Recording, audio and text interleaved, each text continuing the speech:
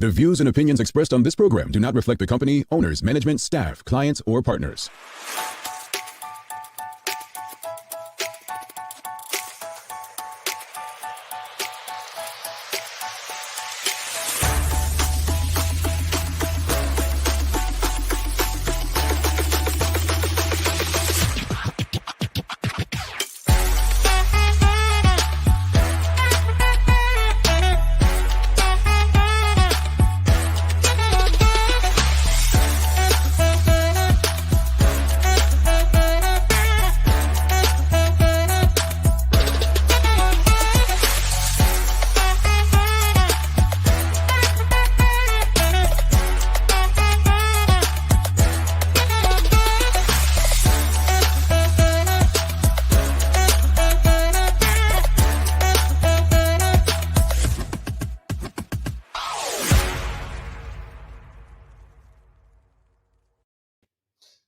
It's Wednesday, the 18th day of August, 2021. Welcome to the Daily Hour, brought to you by Medical House One Communications and Lindos. I'm Jamal Hartman. Michaela will be with us in a few, as well as Liana Lambert a bit later to bring you the latest in her news break. And I'm not quite sure she has the news you want to hear. I hear it's a press conference tonight, but she'll be with you. It's Hump Day, as they call it, Hump Day. And hopefully everyone's excited that we're one day closer to the weekend. Good morning to everyone who is tuned in, and thanks for making this part of your daily routine. Another good one today as we welcome Kaelyn, Kastle, and Keith Dorsey to the show. Kaelyn, Kastle, Bermudian, doing great things out there in the entertainment industry and influencer. Got a little a series they're doing, pretty cool, collab crib. So if you don't follow already, make sure you follow Kaelyn Kastle. She has not just for young people, but some very entertaining things that she's involved in. So I'm looking forward to the conversation with her. Don't worry, Michaela will be here. You're not going to be stuck with me. But today's conversation, folks, is very, it has nothing to do with the pandemic per se. But there's some conversations that we need to have in Bermuda regarding Bermudians and some of the things that we encounter. What are these things? Well, people have an issue with pricing. It was brought to my attention yesterday that people were talking about the prices at certain establishments. And one of my greatest concerns is that people don't quite understand how prices work. Just because you can find something for $50 on Amazon and in Bermuda it's $145 doesn't mean you're getting scammed. Let me repeat. Just because you find something on Amazon for $50, does not mean you're getting scammed because you look and find it for $145 in Bermuda. It's more than the shipping. People keep looking at it and saying, oh, well, even shipping, it doesn't come up to this. Well, let's go down a list of things, and you can help me out, audience, right? Because this is very concerning that so many of us do not understand how business works. A lot of us do not understand how business works. But to do business in Bermuda, folks, especially retail, it's not just shipping, but that is a cost. There are staff. Now, I'm going to use Amazon. If companies in Bermuda paid people what Amazon paid people, that would be an issue. Yeah, that would be an issue. So the cost to do business and hire people in Bermuda is much greater. Then there's things called electricity. There are things called maintenance. There's a lot that goes into this. Not everyone who owns a business is trying to scam you. Because I'm going to tell you something really, and I hope you really, really connect with me on this, folks. Connect with me on this. But a lot of these companies that keep you, your families, your friends employed, they don't have to. I go in Walmarts, Targets, and various retailers in the U.S., and guess what? There's no cashier. Checkout only line, despite having 20-something cashier lanes. Some of these companies are doing a service to the community that they don't need to make sure that our family and friends have jobs.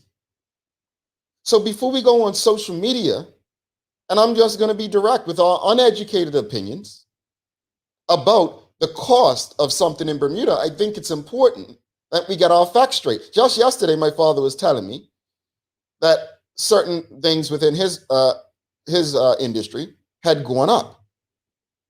And he explained to me that, man, it's crazy, but it's going up on the other side. Not long ago, one of our sponsors, Lindo's, had an article in the Royal Gazette, and they explained why the prices of groceries went up. All I'm trying to do, folks, is get you to understand. You've got to think outside of this space that you live in. Everything you see. Stop comparing Bermuda prices to the US. Stop, seriously. Stop it. Because going overseas and purchasing something and paying duty and shipping is no overhead to that. Here's what you need to do if you want lower prices. Here's what has to happen. The people who work there have to be willing to take less in pay, less salaries and wages. You're going to hope the utility companies lower their gas rates. You're going to have to hope that if these businesses don't own the buildings, that the owners drop the rent and the bank's mortgage drop that. It's so much to it. Not to mention the government taxes, as Nachika Trot says, the insurance as well. Sam Cat Place says, shipping, overhead, the service to bring your product, all this comes into play. While it may cost less than Amazon and it's just convenience to get here, it's already here. All these things play a part. And if it's too much for you, simply put, she says, don't buy it. But I really, really want us to do better, because we can look, some of the stuff we see is just plain ignorant. It's plain ignorant. Angeline Butler, yes, I agree, Jamal. Take it or leave it. Laverne Amanda Kelly, teach Jamal, explain it. Knowledge is power. Let's bring in Michaela to the conversation. Sister Kales, how are you? I'm well. I'm alive. I'm so glad to hear.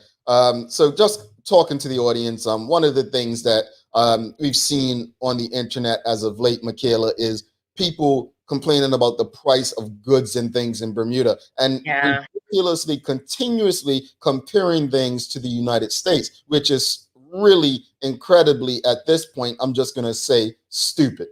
It is stupid. It really frustrates me when people compare things to the price in the US, because let's face it, it obviously costs considerably less for US retailers to sell products. We're not talking about just the cost of a product. Mm-hmm. We're talking about bringing it in. Mm-hmm. We're talking about the overhead for the space. We're talking about paying employees. We're talking about making some sort of a profit. Mm-hmm. So when you're sitting here saying, oh, I can buy these shoes online for $100 and in Bermuda they're $250. Yeah. I mentioned some solutions just now. If you want to see lower cost in Bermuda, are you or your family in that retail space willing to take less money, less pay? Of course not. I mean, of course people don't. At the end of the day, folks, honestly, I like some things that I just can't afford. We all do. I like some things I just can't afford. Now, there are necessities. Now, let's say necessities. There are things where some people may say, well, hey, my medical stuff's too expensive. I can't afford to get it, da-da-da-da. You know, at the end of the day, and this is not being cold or whatnot, I get it, because medication, in my opinion, and we kind of spoke about it, about the vaccine yesterday, is if they can give this COVID vaccine, I guess, on the surface for free, then why can't we do it for like cancer and heart medication and so on? Like that is a concern of mine, and I'm just going to be. But at the end of the day, when it comes to things that are not necessities, like we're talking about gaming consoles, we're talking about things that are not they're wants, folks. We've got to do better. Anika DeShields, Michaela.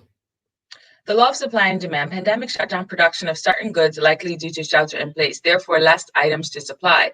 Yet demand may be unchanged. Therefore, the price increases globally. Well, we saw that with masks, for instance. Mm-hmm. And then there were other items where prices just went up crazy. But it is supply and demand, and it is a case of, do I actually need this, or am I just itching and mooning for no reason? Yeah.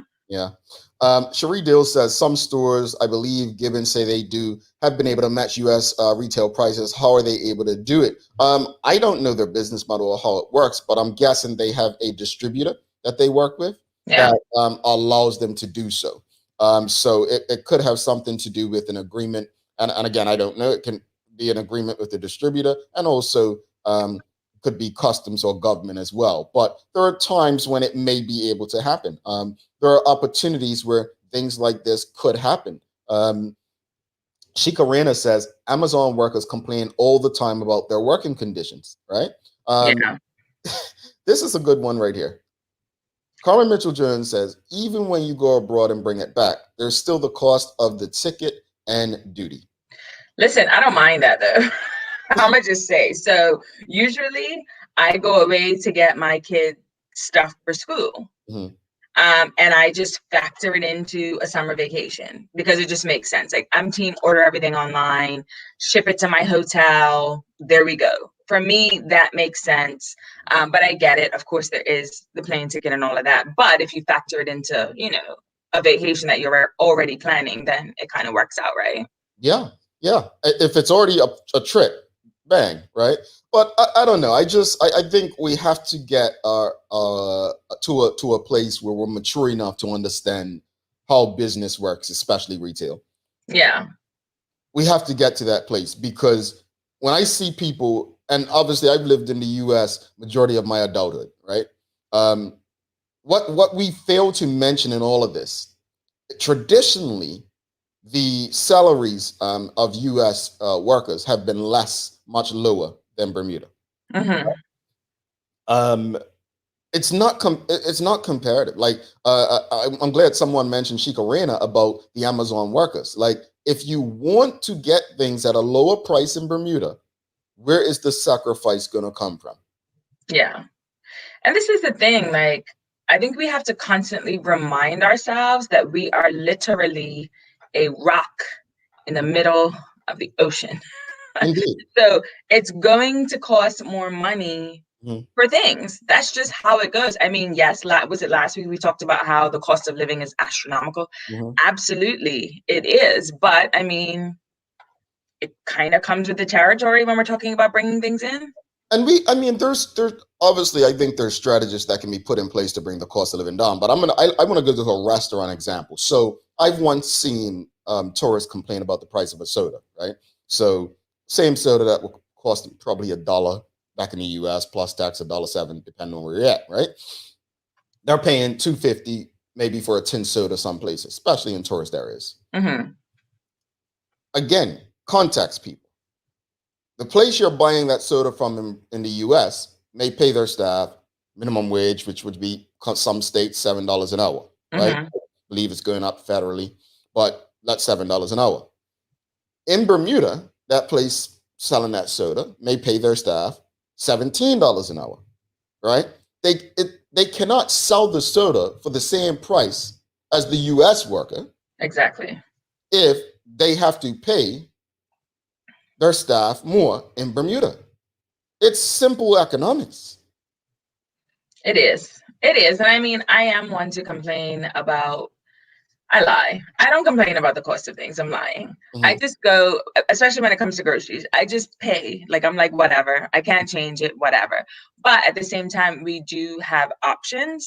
So it's like, if you don't want to go out to dinner and pay $45 for a steak with some broccoli and some potatoes, then don't do it. Correct. Go somewhere else where it's going to cost you $30 or make it at home. And it really does come down to choices. What are your thoughts, audience? What do you think about the, concerns that Bermudians have about the cost of certain things and relatively comparing them to the U.S., Bermuda to the U.S.?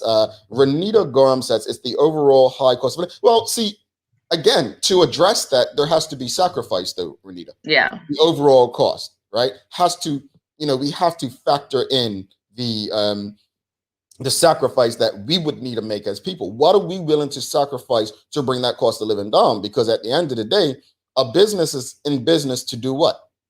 Turn a profit. Money. There you go. Tamara Richardson, Michaela.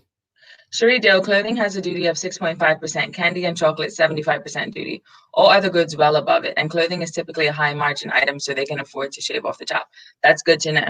See, candy and chocolate 75%. That's insanity. Well, right, sugar tax, right? Yeah, I was just going to ask. And the Chico Trot says the sugar tax has increased the price of soda. So I'm wondering if that had anything to do with that. Carla John says, and don't forget to tip. Yes, the tip. Michael Daniel says, if a store owner in Bermuda buys wholesale 100 pieces of an item and buys 10,000 pieces, who do you think is going to beat the price? I think he means, and if there's someone in the US buys 10,000. Okay. Yeah. Well, that's how it works. I mean, even you're buying promo stuff, the more you get, the better the deal, right? Of course. Yeah. Sam Cat Place and Malcolm Ray and Michaela. Many don't look at things as wants versus needs. If they did so, then they would be able to plan their life better versus gripe so much. Yep.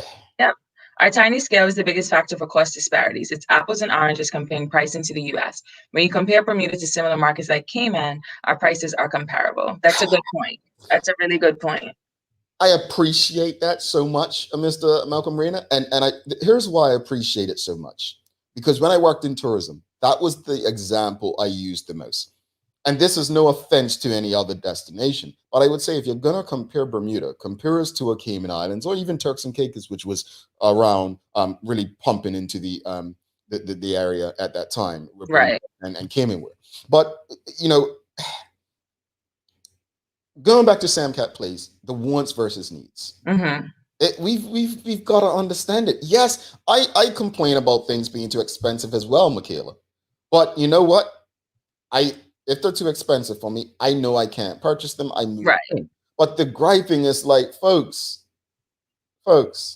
do as you please.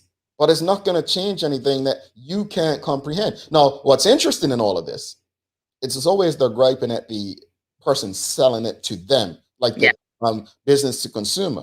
But this business has to actually purchase it from the wholesaler, right? Why are we not looking at the wholesaler and saying, hey, well, what are you charging for it? Yeah. The overall point for this morning as we wrap this up is Bermudians, we have got to do better. We have got to understand how business works. You cannot, as Malcolm Reyna said, compare apples to oranges. You cannot compare Bermuda's prices to the US.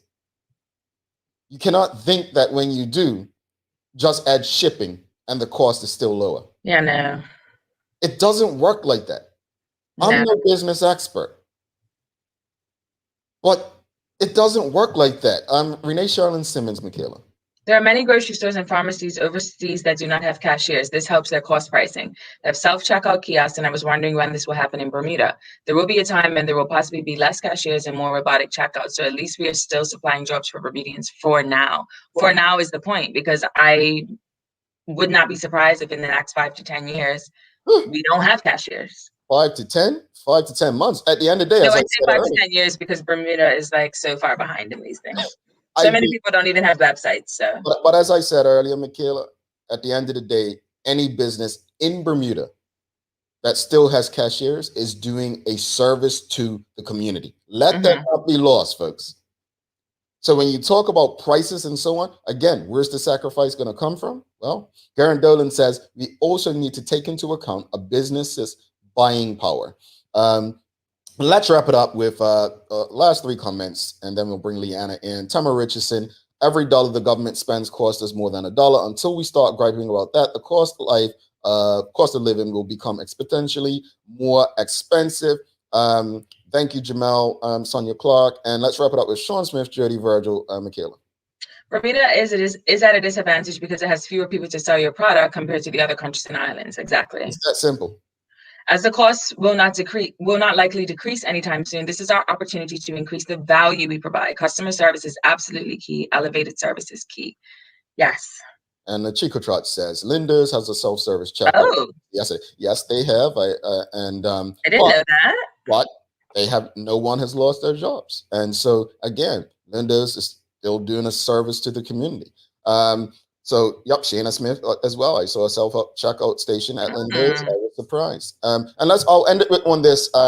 Ask the K Hardy, big stores in the USA buy the hundreds and thousands of pieces of items. Retailers here buy 6 to 24 pieces. So they start out with a better price we could never compete with: shipping, tariffs, duty, benefits.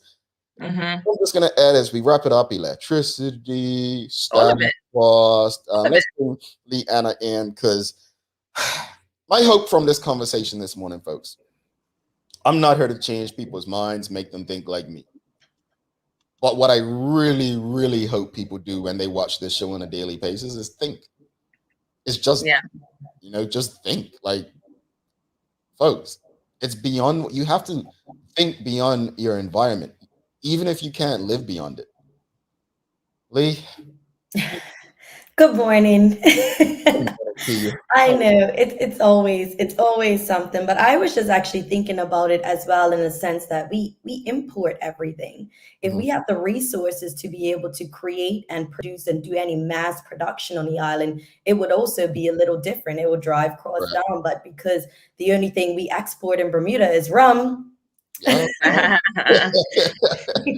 But no, you make a great point. It's so many different factors that I think people leave out when we're having these conversations. And I just want us to be, we're not a dumb people. We're an intelligent people.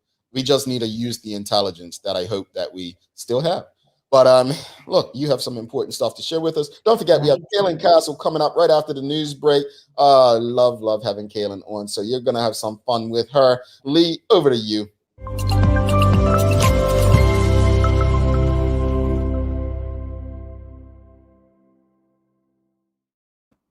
Thanks, Jamala, Michaela, and good morning to all of those who are tuned in with us this morning. I hope everyone is having a great start to their day. I'm Leanna Lambert, and it's time for our daily hour news break. So here's what's going on in today's top stories.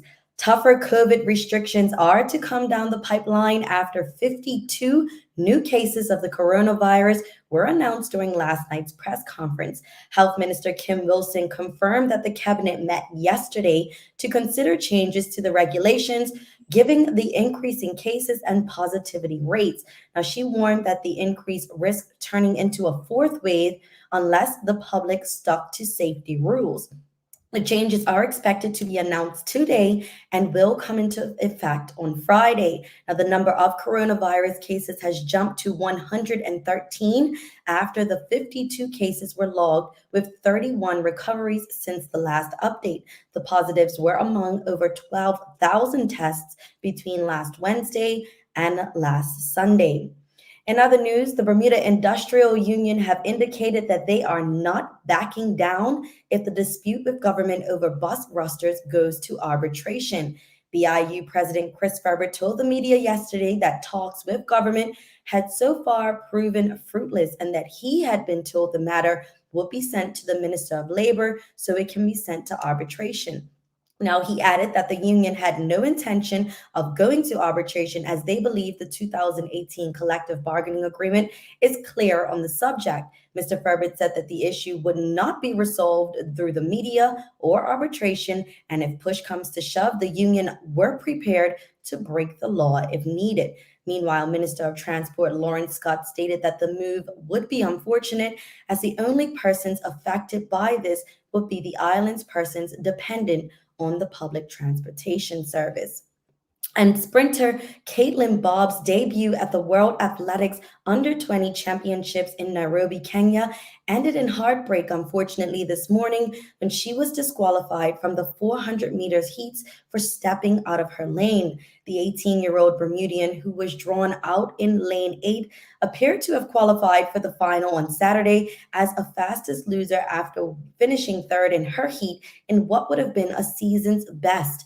But she was ruled to have run for a stride or two into lane 7 as she was taking the final bend while disputing the lead with the heat winner. Now, it is unknown if Bob plans to appeal the decision. She is being managed in Nairobi by her mother, Dwanette Bob, the former Olympic sprinter.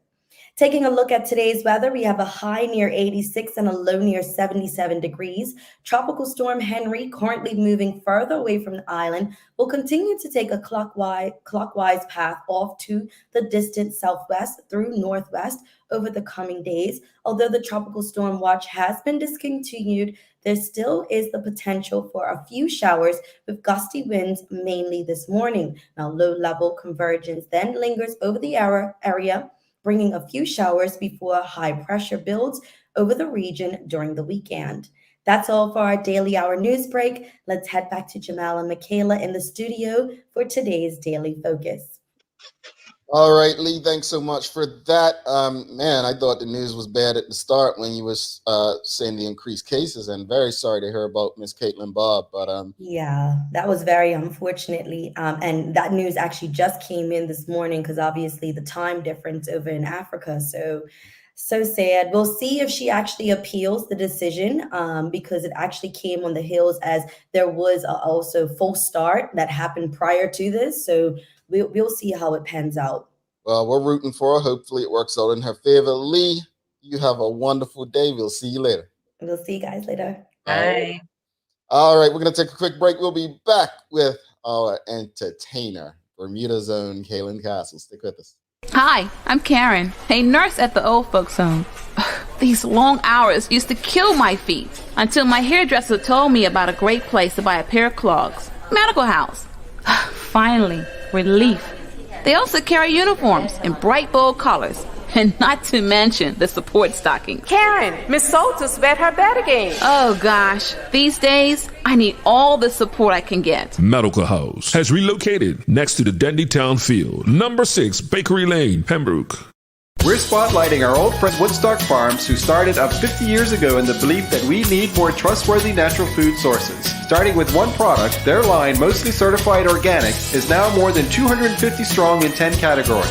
This month we're featuring accoutrements of the barbecue, for us the pinnacle of home cuisine and one of the few forms of restorative recreation now within our reach. Try Woodstock Organic Sweet Relish, Tomato Ketchup, Baby Kosher Dill Pickles, Sauerkraut, and Hickory and Original Barbecue Sauce. Lindo's, why go anyplace else?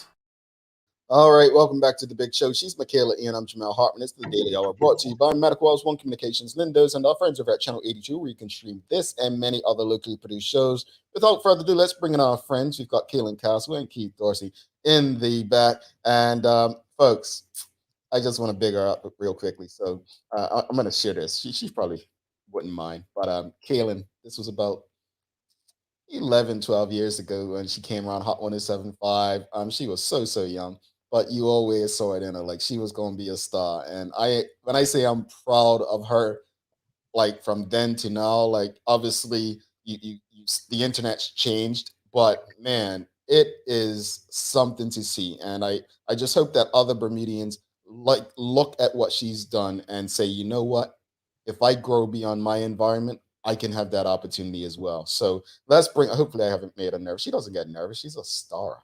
Let's bring in Kaelyn and Keith Dorsey. Good morning. How are you both? Good morning. I'm great. Keith, you're on mute. You're on mute. Take yourself off mute.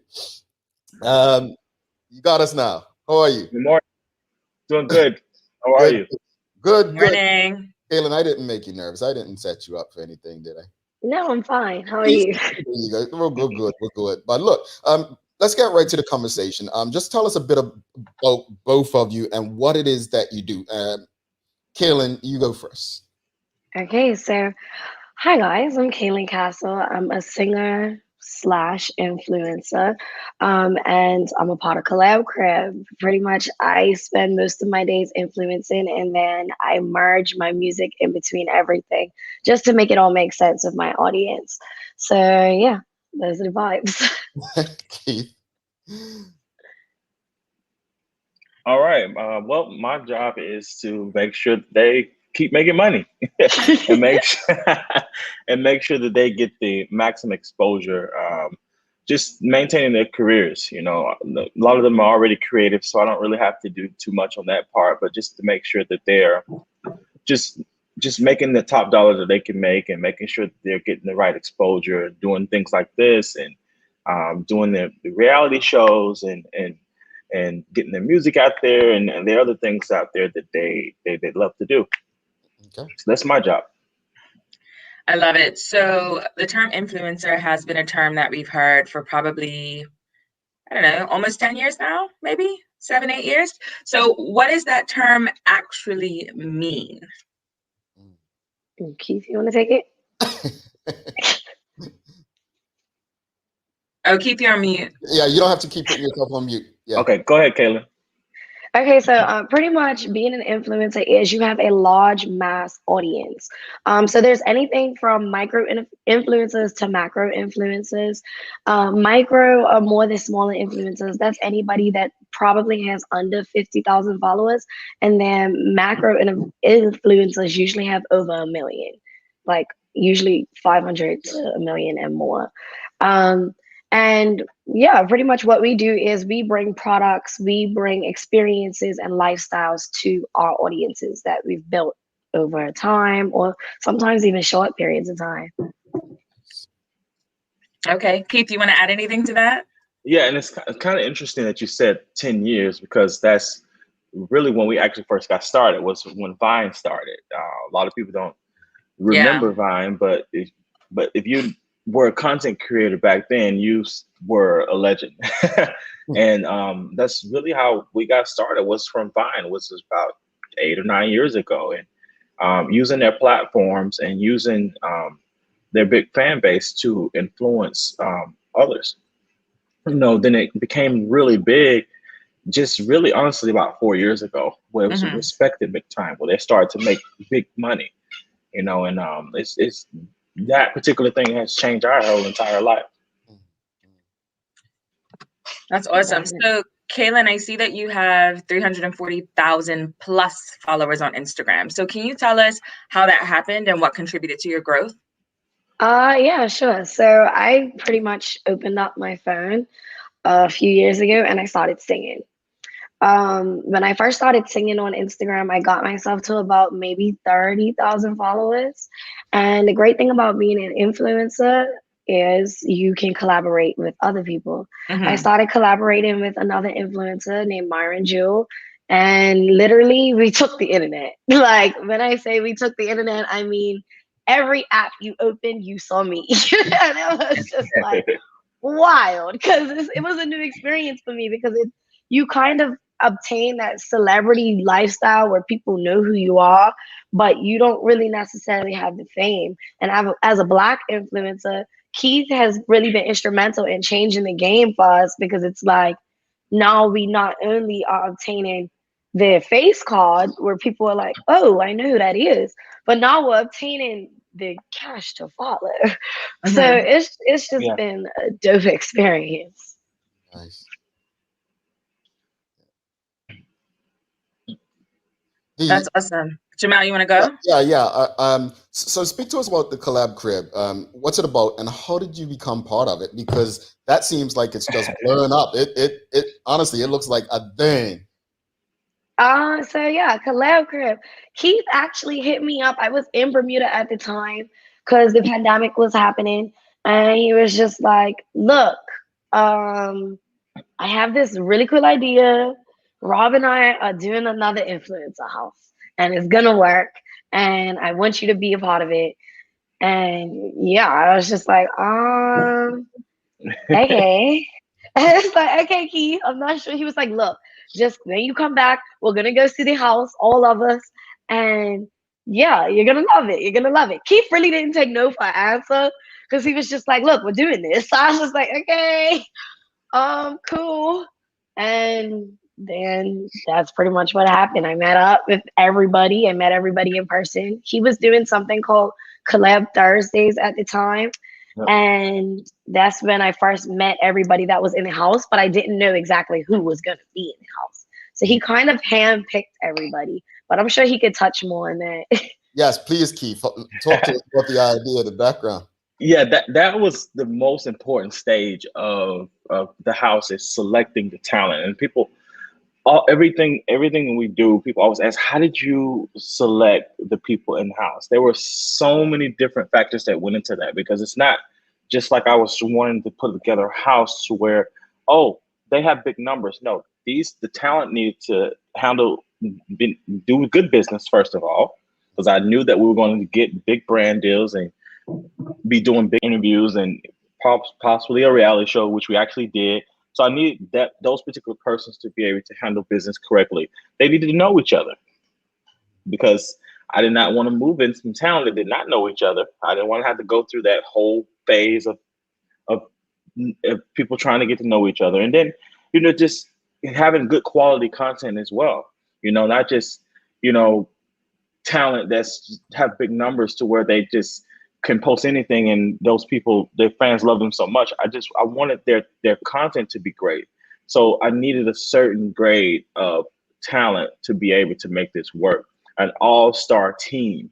So it took me some time. And Kaelyn was one of them. I knew I've known her for a while. So wait, I need someone who's good quality. So I said, wait, I need to call Kaelyn. We've been knowing her for a while. She's a good girl. She's been literally on time for everything. So she's the best fit. So I called her ASAP. No, I would not take no for. I was like, look, we need you on this. Because I knew the ones who I selected would be the ones that make this really the top quality house for Black creators. Nice. That's amazing. So Kaelyn, talk to us about how your music has played in all of this. Okay, so the great thing about Collab Crib is Keith selected people, like it's full of talent. And that's the thing that we've been like breaking through the industry with so far, because it's not like we're just a bunch of people that jump on the internet and do this just to do it. Everyone in the house has a goal to be somewhere else. And as far as music was concerned, Keith was like, you're an artist. This makes so much sense, which my game plan was the whole time. It was like, become an influencer, grab an audience, and make the audience love you, drop more music. That's always been my game plan. So as far as Collab Crib, it was like a great collaborative effort to grow our numbers all collectively and trailblaze into the different sectors of our industry. So it's like the plan was put together, and shoot, Keith and Rob and everybody in the house, we've been executing. Yeah. And to add, I wanted to make sure each of the talent that I selected had other things going on outside just on social media. Like Kaelyn is an amazing music artist. Her voice is absolutely amazing. To be able to sustain the longevity of what we're doing, because we're just using social media and we're using the house and we're using this platform to elevate their talents and their careers and what they really want to do. Like Kaelyn's a singer. Like we have actors and actresses, we have movie directors, we have dancers, we have so many different talents outside of just being on social media, posting dope videos, which makes our house way greater than anything. Any other house in the United States. And I always say to everybody that they're just as good, as talented as they are online, offline. I like it. Yes. So Kaelyn, I want to talk about your success outside of Bermuda. Do you feel that being out of Bermuda and expanding your network has contributed to that? Definitely. The great part is about being an influencer, you can do it anywhere. Because I have traveled back and forth home this year just to be with family and spend that time. But yeah, traveling outside of Bermuda and expanding my network has been very important, because you run into dope people like Keith and Rob, and it's amazing to see that other people believe in your journey just as much as where I started. Like I can never forget about Bermuda and the support and love that I get from there. But it's great to see that, you can grab support elsewhere, you can build connections elsewhere, and you can inspire people to make that jump, because the jump wasn't easy for me. Right. It definitely wasn't. But when you do make the jump, you do need to be honest with people that are going to take the journey with you. So that's the best advice that I probably can give to somebody, is just be honest and take the risk, because you never know where you're going to end up. I love it. And then Keith, I kind of want to know, so what exactly do you do for influencers? Very good question. because I am not like a typical manager. No, that's so serious because I'm not. People ask me all the time, "What do you have to offer?" I said, "Well, just look at the roster that I work with now and look what they're doing." What I do for influencers is there's a few things. I develop influencers, so I take new influencers who are like getting a small buzz, and I'll develop them to be where they need to be. Not only just like, hey, we have all these followers, but teaching them how to media training, teaching them how to do a red carpet, teaching them how to launch merch, just small things, teaching them how to advance their content to be able to get bigger numbers, to reach another demographic, as well as showing them how to utilize their fan base and monetize their fan base. Because a lot of creators don't make money because they don't know how to monetize on that. So we take all the resources that we have that I've built over the last few years to help them monetize, whether it's monetizing on each platform. A lot of people have probably seen now by utilizing social media today, even Twitter has had different ways to monetize inside of the platform. So teaching them how to take advantage on that. Also, I'm teaching them how to do interviews, just small things that I kind of really teach them to be, take them from just being online to being a mainstream entertainer or a public figure, Right. So just taking that fan base and making something out of it is what my job has always been. Okay. No, I love that because it's like so detailed. And I think people think that people who are in the influencing space are just natural at it. But in reality, they need someone like you so that they can get the brand deals, get the merch, learn how to present themselves in public, all of that. So that's like awesome. I love the behind the scenes stuff. Yes. So Kaelyn, what advice would you have for any young Bermudian? And I say young, I mean, I know that there are older influencers, but generally speaking, it's young people. What advice do you have for young Bermudians who want to kind of follow this path? I would honestly say the first piece of advice is, can you handle it? And I would say that because people think that being an influencer or growing your audience so big to, attain success, they think that it's just like as easy as just picking that phone up. Yeah. But really, it has become like, Keith has us working day in and day out. Like, I did not think that it would be this much work. Like, because, on top of it, when I was doing it by myself before I joined the team and the collab crib, I did not understand how intense it would be because at that moment, it was just like, yes, the only thing you are dealing with is speaking to people on a daily basis, which can be tiring. And it does take a lot of mental capacity to deal with audiences so large at one time. Yeah. So there's that. Can you handle that? And then there's a lot of opinions. Constantly there's opinions being thrown at you. So that's something I would say you need to really assess before you really think if this is something you really want to do.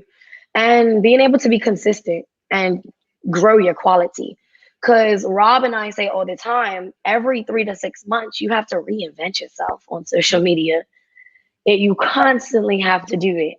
So just to stay relevant. And Keith could probably tell you more about that because he's been with Rob longer than me. But Rob is like the OG in our crib because he has been doing it since mine.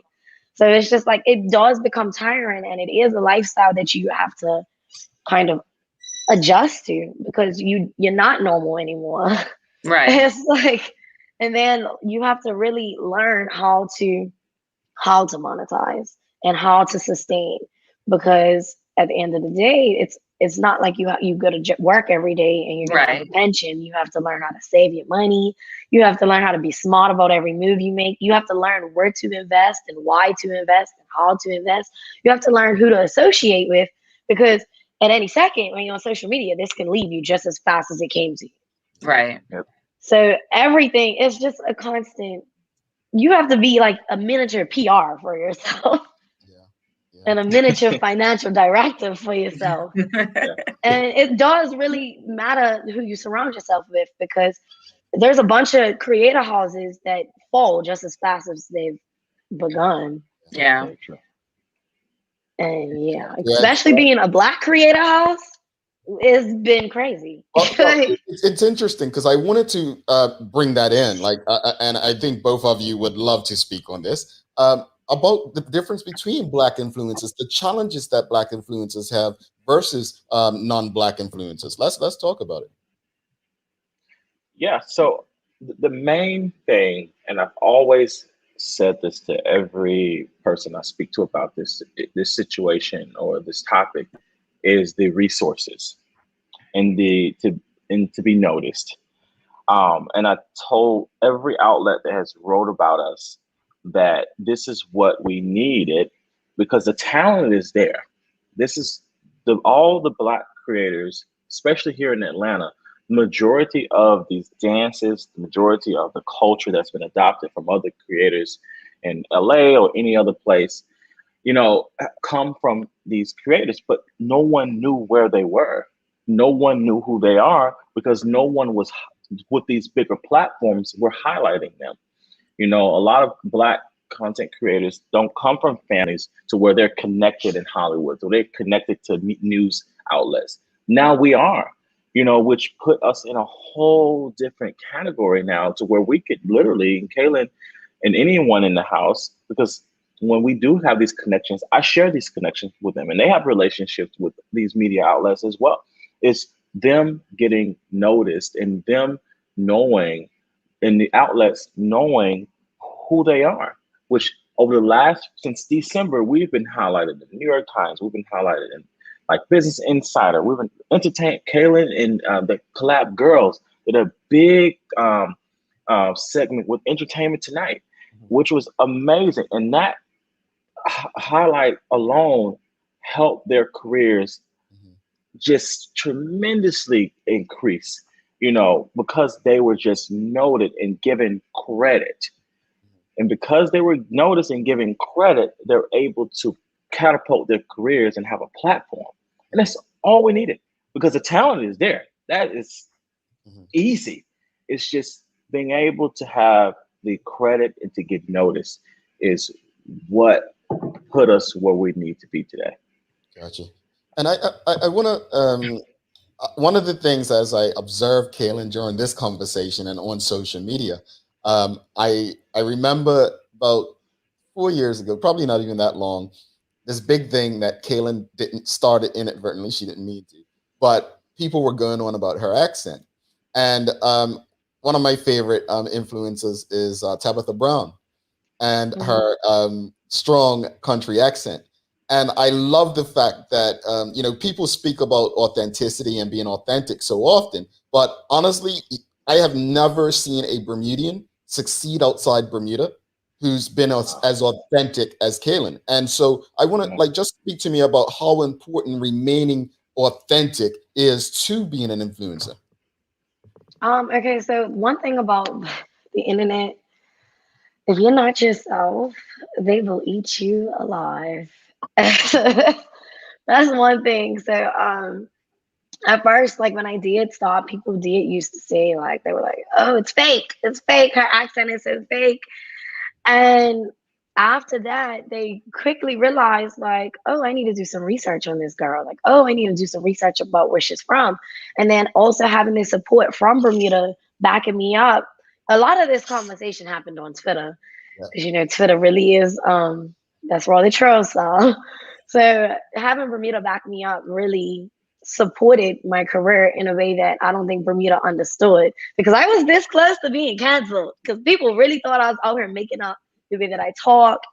And it really gave people the opportunity to understand and get to know Bermuda from a different light other than it being a commercial on television. Because, Bermuda, like tourism especially, used to preach this, oh, it's a luxury to come to Bermuda. You need to be rich to come here. And when people saw me, I'm like, look, I definitely ain't rich, sweetheart. Like, you gonna get what you get. It kind of opened up doors in a way that people really started to do their research on the country. And they were like, oh, wow, there's Black people there.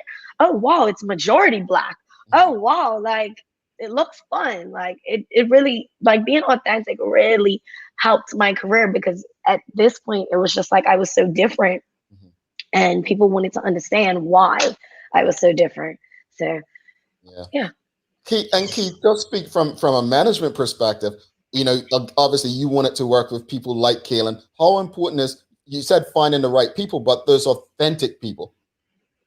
Yeah, so that's very important. Is if you're authentic, you can last a lot longer.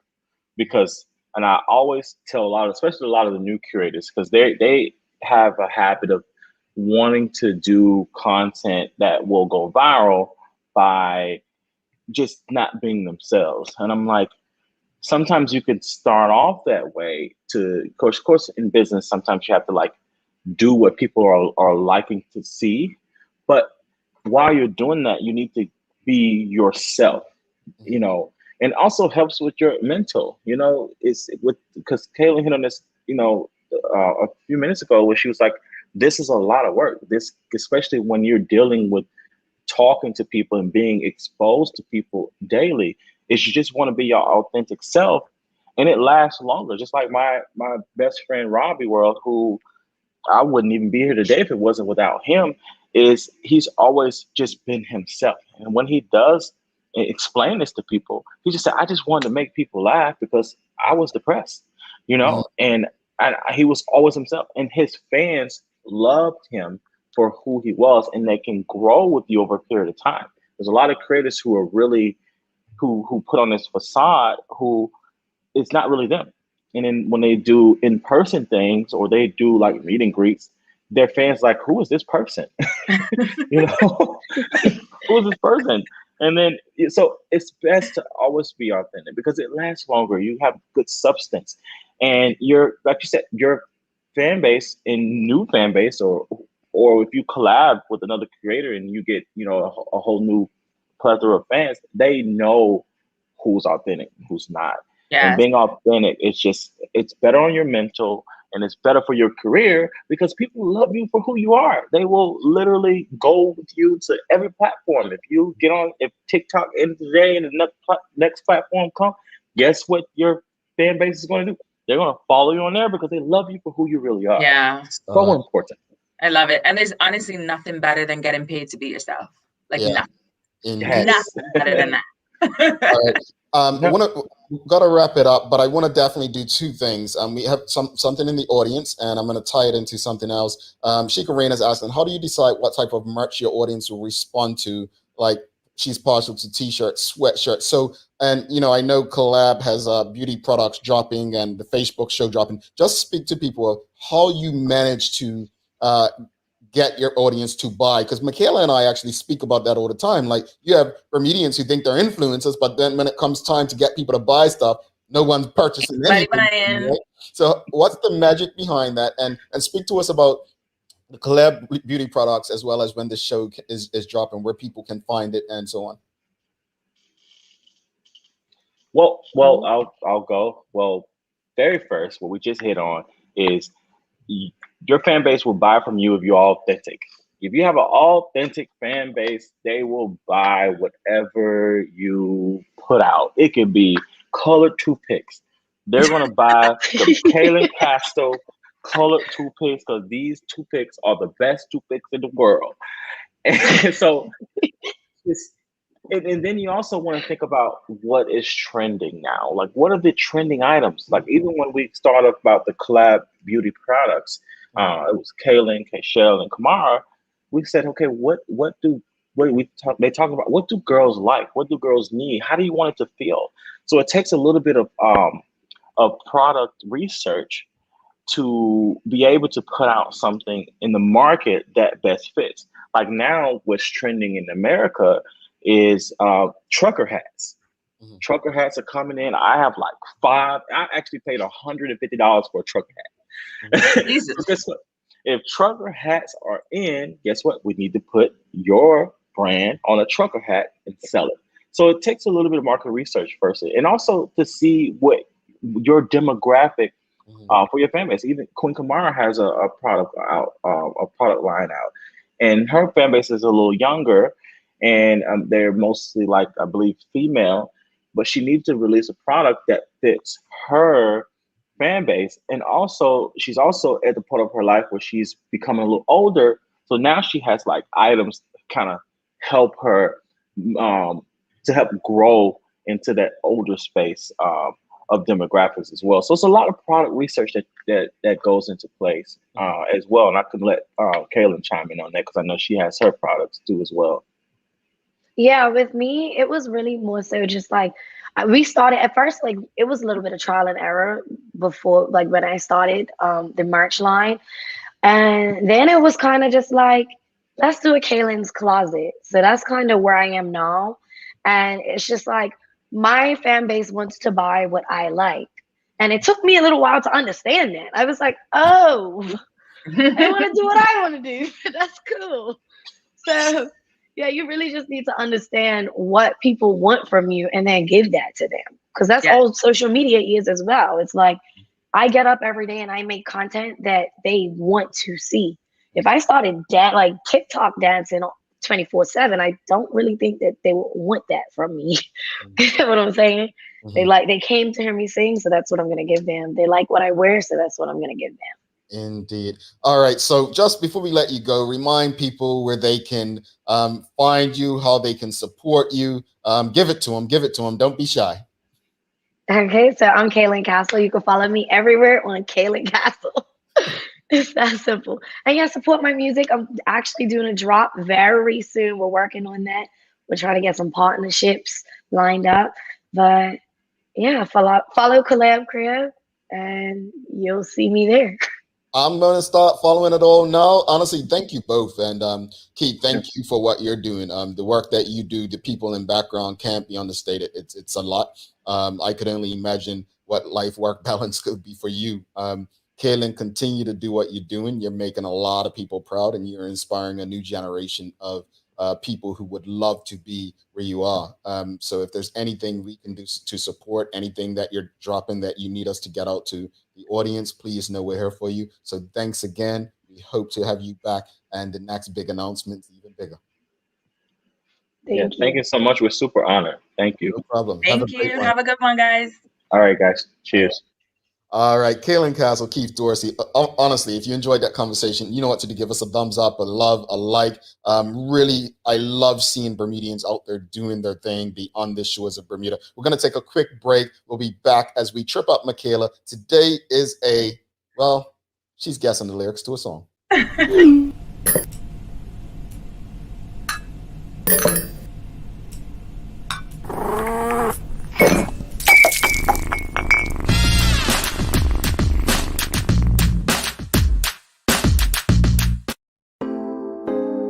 Same smooth sounds, different name.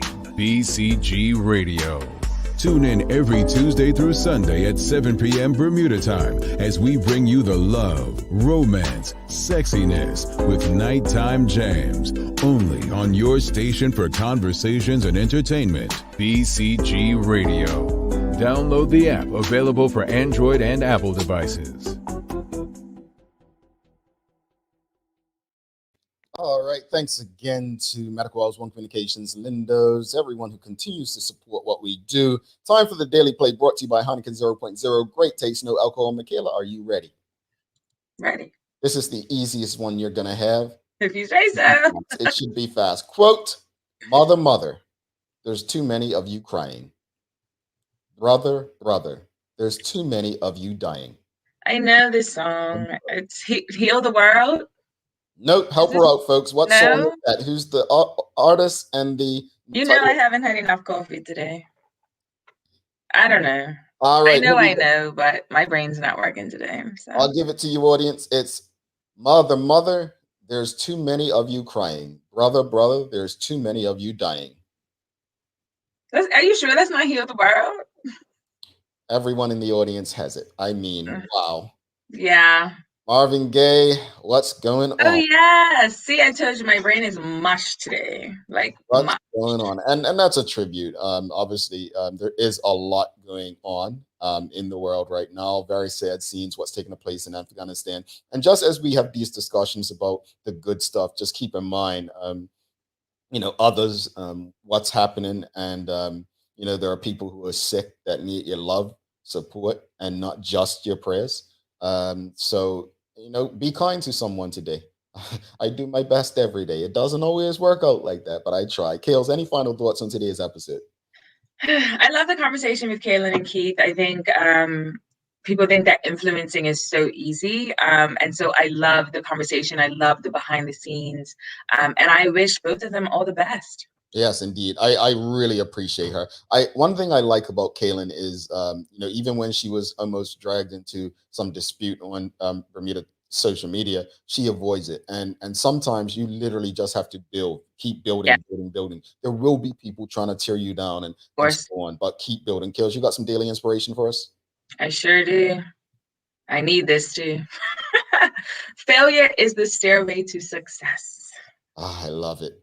Yes. Michaela, it is a pleasure doing this with you. And look, some days work out better than others, but Some days. in the end, it's always a great episode. On that note, thanks again to our partners, Medical House, One Communications, and Linders, for ensuring that we're able to do this with you on a daily basis. As always, we appreciate you, we love you, and we thank you for making us part of your daily routine. If all goes well, we'll be back to do this again with you tomorrow. She's Michaela and I'm Jamal Hartman.